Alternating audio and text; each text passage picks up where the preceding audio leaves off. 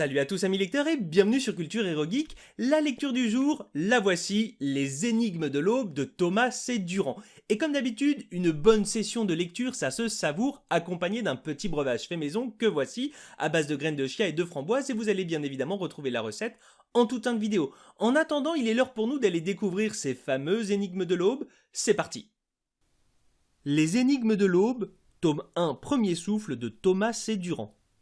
Bonjour, c'est ici pour apprendre la magie? Agnelle a un don, un sacré don même. Elle peut renforcer la magie de ceux qu'elle touche. Mais pour maîtriser cette aptitude et apprendre, elle doit quitter la forêt qui l'a vue naître. La voilà en route, joyeuse, insouciante et un peu maladroite pour une école prestigieuse de magie qui n'aime malheureusement pour elle ni les filles ni les pauvres.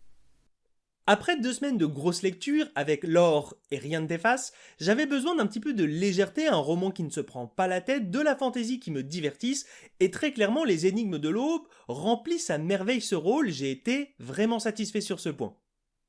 On retrouve donc la petite Agnelle qui vit dans la forêt avec son père et sa belle-mère. Elle et son père ont chacun un don, son père a celui de l'anti-bûcheron, c'est-à-dire qu'il peut faire pousser des arbres à volonté, alors certes ça l'épuise, mais il est capable de faire pousser des arbres, et Agnelle de son côté a le don de renfort, quand elle touche une personne qui a un don, elle décuple sa puissance, et ça fait des merveilles, et pour le coup, ce don semble bien rare.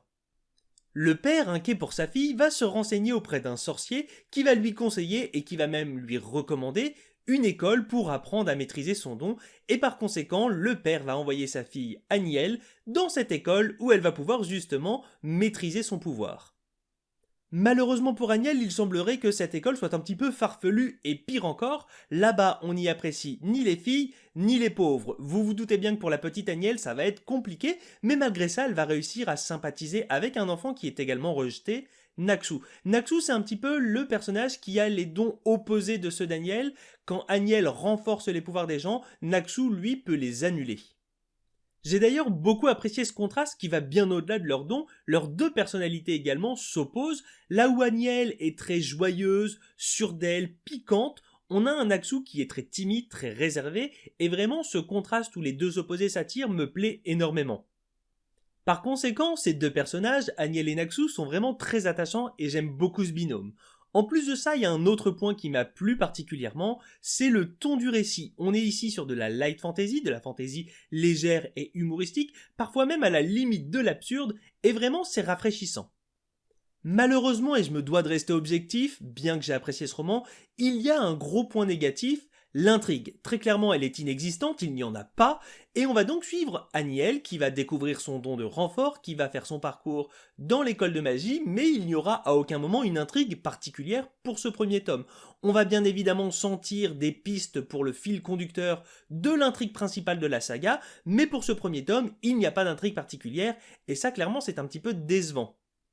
Malgré tout, la légèreté de ce roman m'a fait passer un bon moment, c'est une lecture que j'ai appréciée, mais clairement, une intrigue aurait rendu ce roman bien meilleur. Et voilà, amis lecteurs, la vidéo touche à sa fin. Je vous rappelle le titre du roman du jour. Il s'agissait de Les Énigmes de l'Aube, le tome 1, premier souffle, de Thomas C. Durand.